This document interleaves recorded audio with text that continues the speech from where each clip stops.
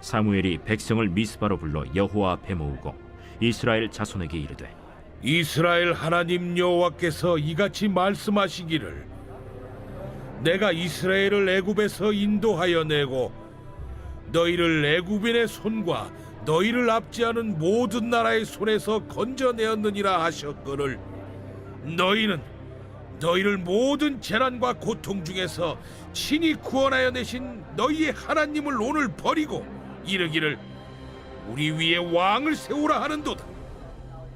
그런즉 이제 너희의 지파대로 1000명씩 여호와 앞에 나오라. 사무엘이 이에 이스라엘 모든 지파를 가까이 오게 하였더니 베냐민 지파가 뽑혔고 베냐민 지파를 그들의 가족별로 가까이 오게 하였더니 마드리의 가족이 뽑혔고 그 중에서 기스의 아들 사울이 뽑혔으나 그를 찾아도 찾지 못한지라. 그러므로 그들이 또 여호와께 묻되 그 사람이 여기 왔나이까? 그가 짐 보따리들 사이에 숨었느니라. 그들이 달려가서 거기서 그를 데려오매 그가 백성 중에 서니 다른 사람보다 어깨 위만큼 컸더라. 사무엘이 모든 백성에게 이르되 너희는 여호와께서 택하신 자를 보느냐? 모든 백성 중에 짝할 리가 없느니라. 하니 모든 백성이 왕의 만세를 외쳐 부르니라. 사무엘이 나라의 제도를 백성에게 말하고 책에 기록하여 여호와 앞에 두고 모든 백성을 각기 집으로 보내매 사울도 기브아 자기 집으로 갈 때 마음이 하나님께 감동된 유력한 자들과 함께 갔느니라.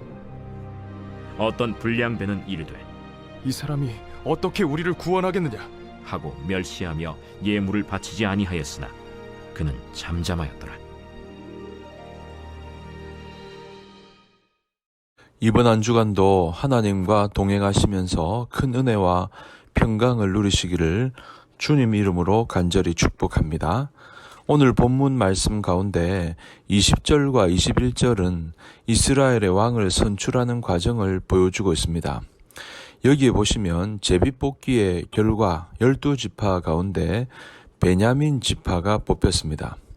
또 베냐민 지파 중에서는 기스의 가문이 뽑혔습니다. 알다시피 이스라엘 사회에서 제비뽑기는 하나님의 주권을 인정하는 행위로 여겼습니다. 그러한 의미에서 베냐민 지파와 또 기스의 가문이 뽑힌 것은 그것이 하나님의 뜻이라는 것을 반영하는 것입니다. 자, 그렇다면 하나님이 택하신 베냐민 지파는 어떤 지파입니까? 베냐민 지파의 조상인 베냐민은 야곱이 가장 사랑하던 아내인 라헬의 자녀입니다. 혈통적으로만 보면 요셉 지파와 더불어 이스라엘 내에서 가장 당당한 지파였습니다. 그러나 베냐민 지파는 사사 시대에 씻을 수 없는 오점을 남겼던 적이 있습니다. 베냐민 지파 소속인 불량배들이 레위인 첩을 강간하는 사건이 벌어지게 됩니다. 그래서 베냐민 지파가 사라질 위기에 처해 있게 되었습니다. 당시 베냐민 지파 가운데서 겨우 남자만 600명이 살아남은 것입니다.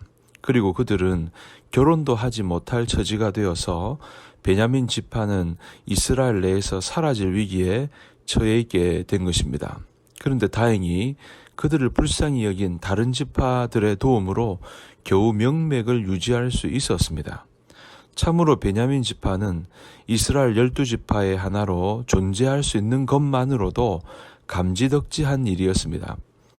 그런데 하나님은 바로 이러한 베냐민 지파를 이스라엘 초대 왕이 날 지파로 택하신 겁니다.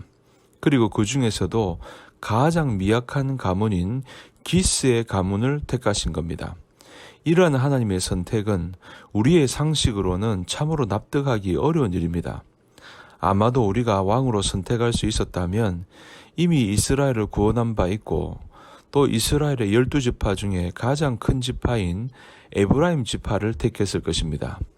아니면 그와 쌍벽을 이루는 큰 지파인 유다 지파를 택했을 것입니다.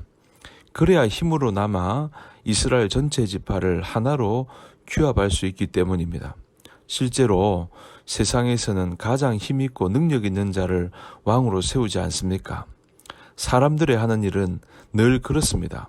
어떤 일이든 힘있고 능력 있는 자를 세워 일을 해 나갑니다. 사람이 보기에는 그것이 합리적이기 때문입니다. 사실 사람의 일은 사람의 힘과 능력에 따라 성패가 좌우되기 때문에 그렇게 하는 것이 당연할 수 있습니다. 그러나 하나님의 일은 사람의 힘과 능력으로 하는 것이 아닙니다. 하나님의 힘과 하나님의 능력으로 하는 것입니다. 즉 하나님이 하시는 것입니다. 비록 인간의 손을 빌린다 할지라도 사실 하나님이 주도적으로 일하시는 겁니다. 그렇기 때문에 하나님이 일하시는 방법은 사람과 다른 경우가 많습니다. 하나님은 인간들과 달리 힘없고 보잘것없는 자일지라도 당신이 원하시면 언제든지 들어 사용하십니다. 그 신뢰가 성경에 많이 나오지 않습니까? 먼저 모세를 들 수 있는데 하나님은 비록 애굽 궁중에서 애굽의 학문을 익혔다고는 하지만 하나님께 부름받을 당시에는 이미 나이가 많은 목자에 불과했던 그런 사람이 모세였습니다. 그런데 하나님은 이스라엘의 구원자로 바로 모세를 들어서 사용하셨습니다. 또 말을 못한다고 했던 예레미야, 드고아의 목자 아모스, 이런 사람들을 들어서 하나님의 말씀을 선포하는 선지자로 삼으신 겁니다. 또 우리 예수님은 당신의 제자들을 유식하고 능력 있는 자들이 아니라 대개는 무식하고 보잘것없는 갈릴리 어부들 중에서 선발하셨습니다. 또 하나님은 백성들을 부르실 때에 과거 열방 중에서 가장 미약했던 이스라엘을 당신의 백성으로 삼으신 겁니다. 이처럼 하나님은 가난하고 미약하고 지혜 없는 자들을 부르십니다. 여러분, 이것이 하나님의 일하시는 방법입니다. 그러므로 우리는 어떻게 해야 되겠습니까? 미천하고 나약하다고 낙심해야 되겠습니까? 나는 가진 게 없으므로, 배운 것이 없으므로, 능력이 없으므로 하나님의 일을 할 수 없다고 자포자기해야 하겠습니까? 아닙니다. 하나님께서는 우리와 같이 연약한 자들을 들어서 사용하실 줄 믿어야 될 것입니다. 중요한 것은 우리가 얼마나 준비가 되어 있느냐 하는 것입니다. 우리가 겸손히 하나님만을 의지한다면 하나님은 우리를 들어 크게 쓰실 것입니다. 그러므로 하나님이 일하시는 방법은 우리 인간의 방법과는 전혀 다른 것입니다. 그러므로 하나님께 이 모든 것을 맡기시기 바랍니다. 그분의 방법대로 그분이 이루실 것입니다.